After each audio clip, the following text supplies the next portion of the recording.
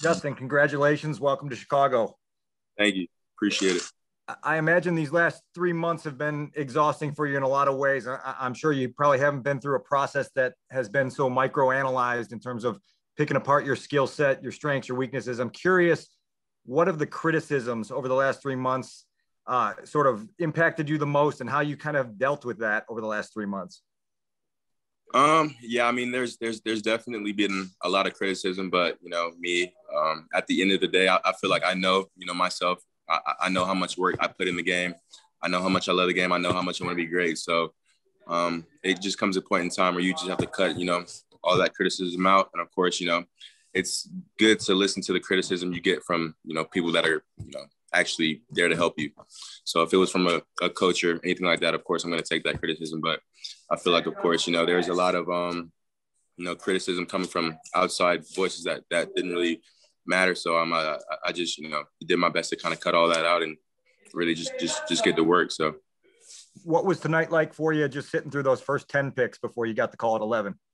I'm the kind of guy that thinks that everything happens for a reason. So I think, this is God's plan for me to be a Bear. So I'm more than excited, and I'm, more than ready to get up there for sure.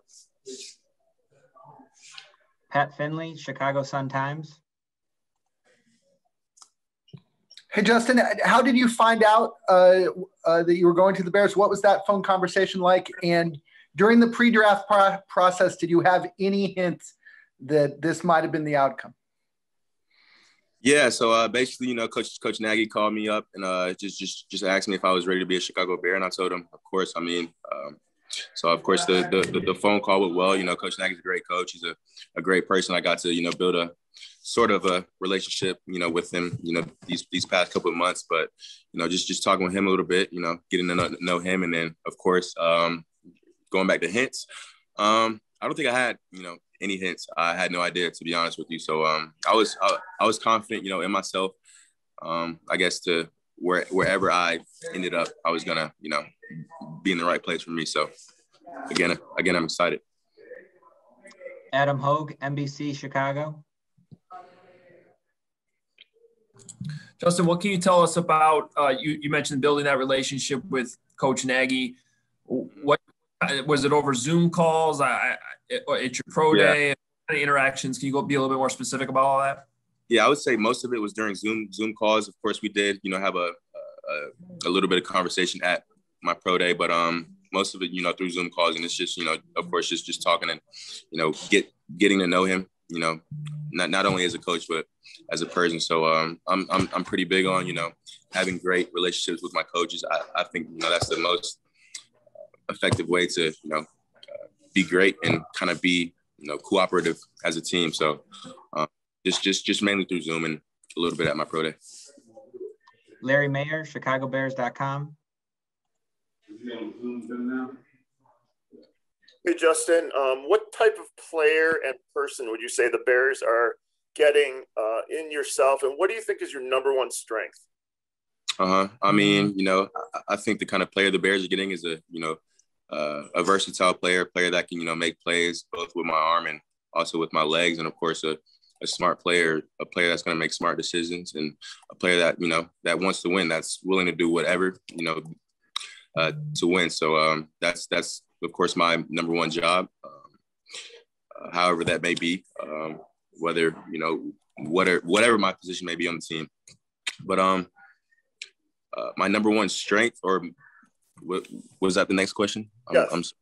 My number one strength, I would just say my overall, not even my overall, but just, showing up in big moments. I feel like when big moments present themselves, I feel like, there's just another thing that kicks inside of me. But just I think capitalizing in big moments, and of course, playing well on big stages, I think that's definitely one of my strengths for sure.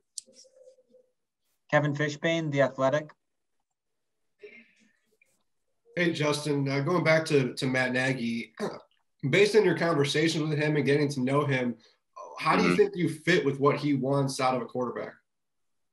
Yeah, I mean, I think I fit, perfectly. I think if he didn't think I fit well, he wouldn't have traded up. But I think, just talking to him, getting to know, I guess, how he communicates with his quarterbacks and his learning style. I think that, that's going to make me a better quarterback, a better player. And, he's going to teach me a lot. So I'm just, again, excited to get up there and learn. Chris Emma, 670. Justin, this is a franchise that struggles trying to find a franchise quarterback. What do you believe makes you the kind of guy who can be that quarterback for the Bears and for Chicago? Just the way I carry myself, just the way I, care about the game, the grit I have, the determination I have to be great. I think, nobody kind of has a story that I have. So just everything inside of me, just wanting to be a great quarterback, wanting to be a franchise quarterback. And of course, me dreaming for this moment my whole life. So I think, all those intangibles, my work ethic, and all of that together will, of course, be different for me. Leisure, Chicago Sun-Times. Justin, how much do you think the college experience will translate for you, given that you played at a big program and played against a lot of big programs like Alabama and Clemson? You've been on that stage. Yeah, for sure.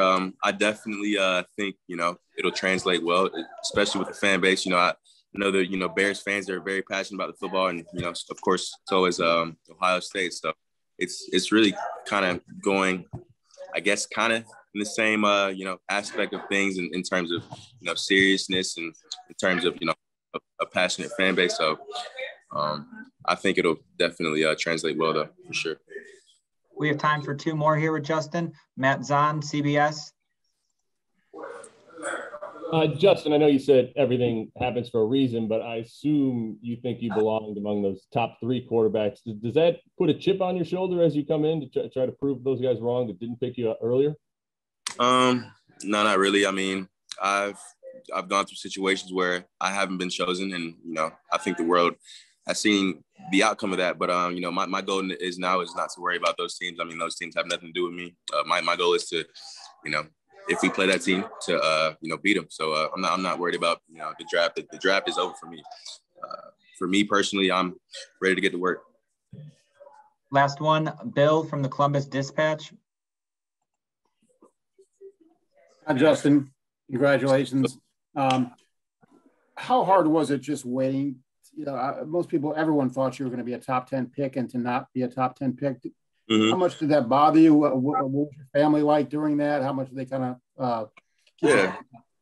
I mean, just like I said, I felt like, my family was, more nervous than me, but I've been in so many, different situations in my life where, I think I want something. I think I, want to do this, but, God has a different plan for me. So just like I said before, I put, my full trust in God, and, he's put me in a perfect place for me, and, whatever his will is what's going to happen. So, again, I'm excited to be a part of this organization, and, just ready to get to work.